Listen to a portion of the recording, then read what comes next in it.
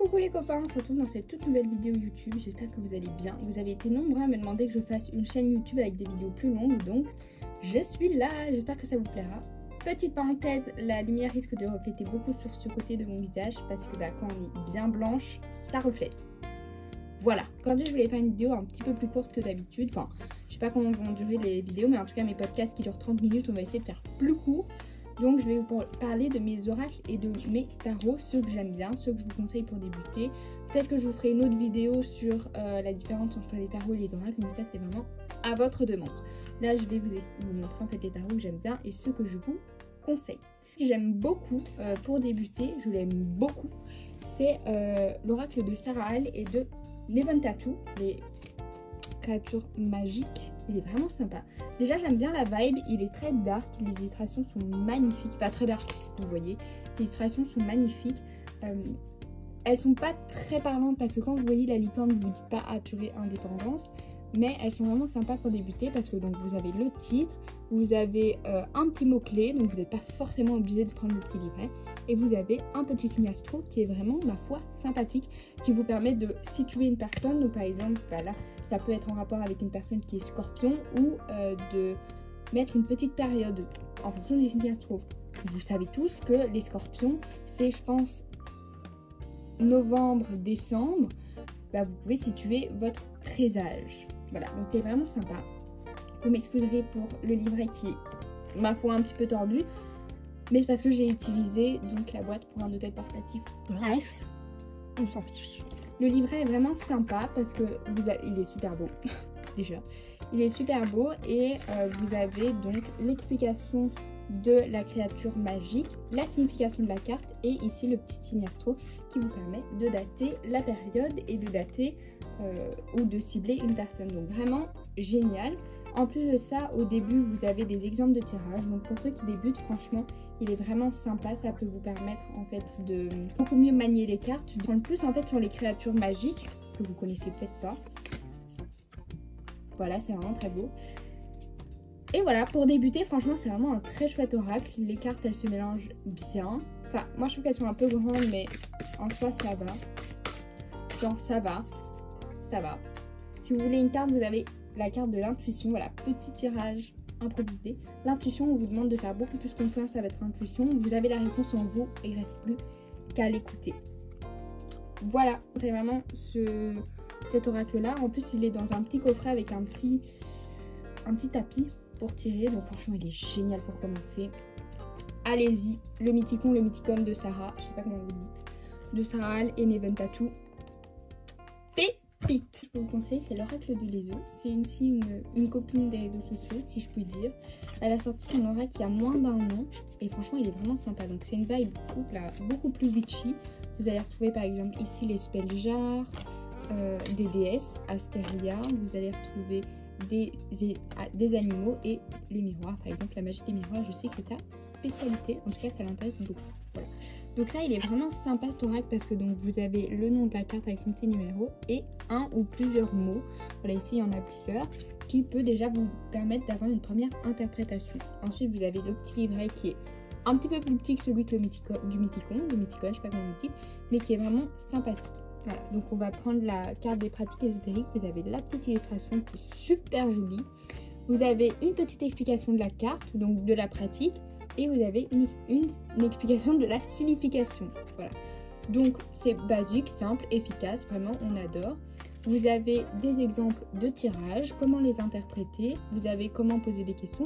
Franchement, il est super complet. Je vous le conseille, il est vraiment sympa et il est super beau. Comme je vous dis, c'est vraiment une vibe plus witchy. Après, on choisit son oracle en fonction des illustrations qu'on aime bien. Mais j'avoue que celui-là, il est vraiment sympa pour débuter. Ça peut vous permettre de vous donner des idées de pratique. Par exemple, la magie des miroirs. Vous voyez cette carte, vous vous dites « Ah purée, ça peut être sympa » et vous faites des recherches derrière. Voilà, ça peut vraiment être sympa. Donc, je vous le conseille. En plus, il est super beau. Donc, n'hésitez pas à y aller. Un autre oracle que j'aime beaucoup et qui est un peu moins connu, mais quoique, c'est l'oracle des dieux égyptiens. Alors, pour toutes les personnes qui travaillent avec les dieux égyptiens, il est vraiment sympa, mais pas que. Évidemment, c'est bloqué. La carte est vraiment super belle et je trouve que franchement, il fonctionne super bien. Moi, quand je vais faire des tirages avec les oracles, en général, c'est celui-là que j'utilise Parce qu'en fait, il parle français. Genre, s'il y a un truc qui doit te faire savoir et que t'as pas envie de le savoir, il va te le dire quand même. Donc, vous avez, comme d'habitude, des petits mots-clés qui sont là. Sympa. Il est peut-être un peu moins explicatif parce que, comme vous voyez, les images, c'est vraiment des divinités. Donc, c'est pas trop explicatif. Mais avec le petit mot ici, franchement, c'est génial. Alors, le livret, il est vraiment pas très gros. Voilà, en fait, ça se présente comme ça. Vous avez l'illustration de la carte, le nom. On vous explique un peu l'histoire du dieu ou de la déesse et une petite signification. Comme je vous dis, si ça doit parler français, ça parle français. Donc des fois vous avez des explications de 5 lignes, des fois vous avez des explications de 2 lignes. Faut savoir lire, faut savoir manier et en fait ça vous permet de faire vos propres interprétations. Donc franchement celui-là il est sympa. Après pour débuter, il va pas être hyper facile, mais si vous voulez vous être un petit peu plus spécialisé dans les oracles, franchement allez-y, il est vraiment sympa. Je vous le conseille.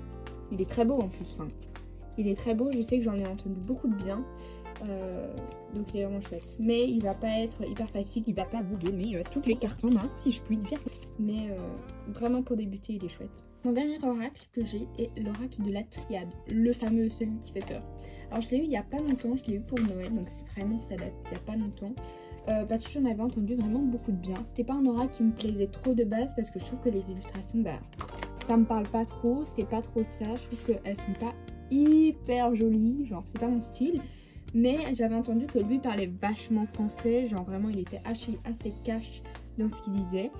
Et il était beaucoup plus difficile à manier. Donc pour les débutants je le conseillerais pas, mais pour les personnes qui ont déjà quelques oracles et tout, franchement why not. Vous avez donc le dessin, un petit mot, vous n'avez pas de mots-clés.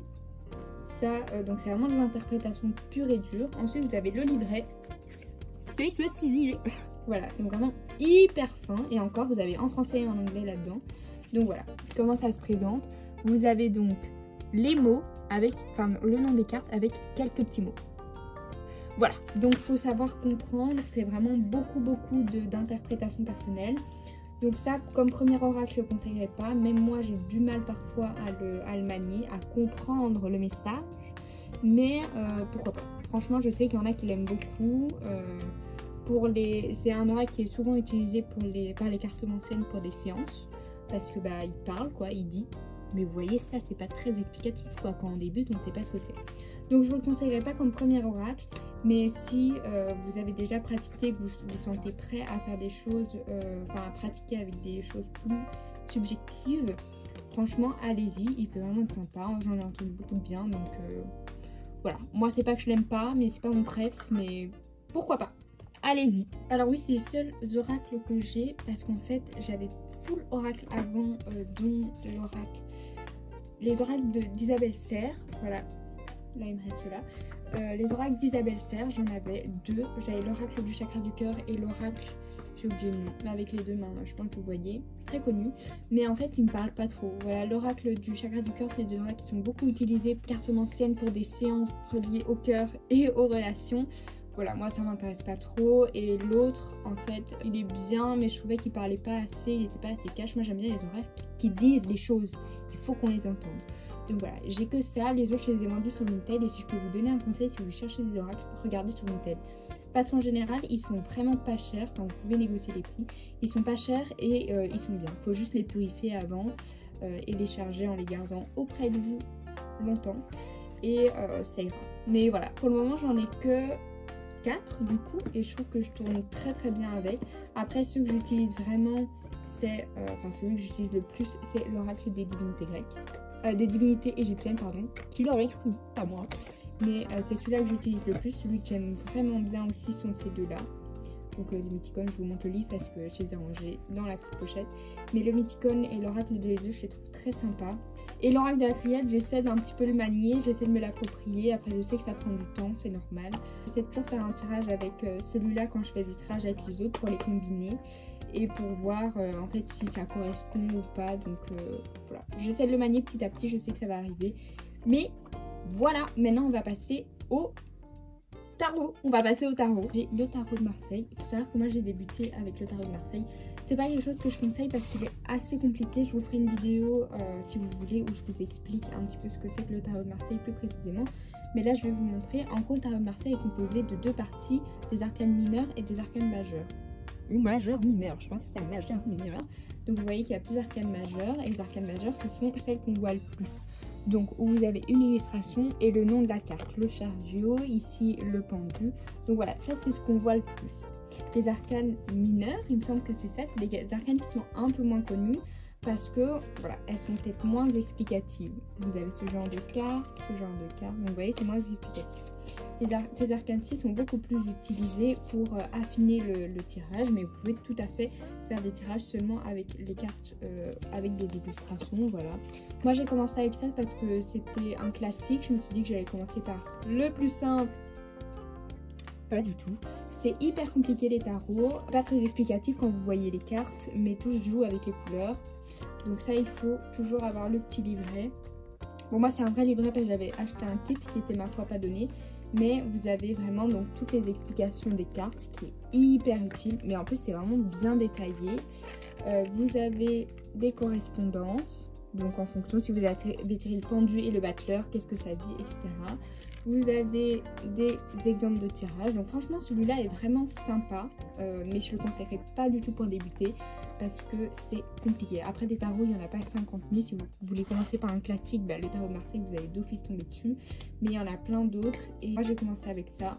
En soi, je regrette pas parce que ça m'a permis de développer une façon d'interpréter les cartes qui est pas mal. Mais comme je vous le dis, pour débuter, je le ferai pas. Voilà. Mais si vous voulez le faire, allez-y. En soi, tout le monde s'en fout. Je tenais aussi à dire que l'avantage du tarot de Marseille, c'est que lui, vraiment, il fait partie de ces oracles qui t'en met plein la figure.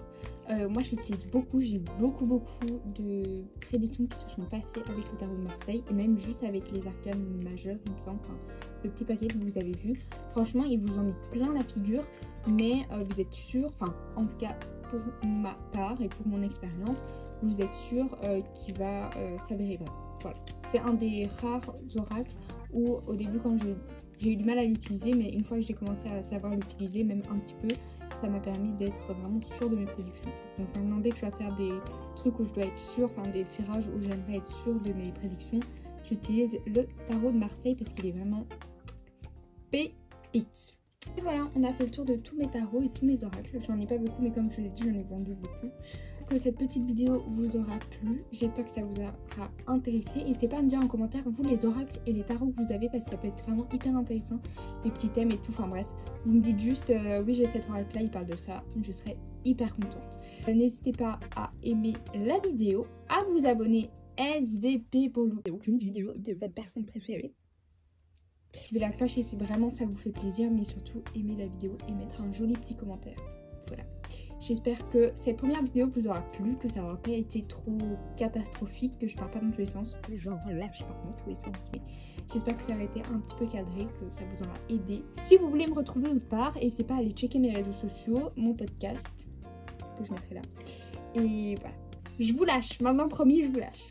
Bisous!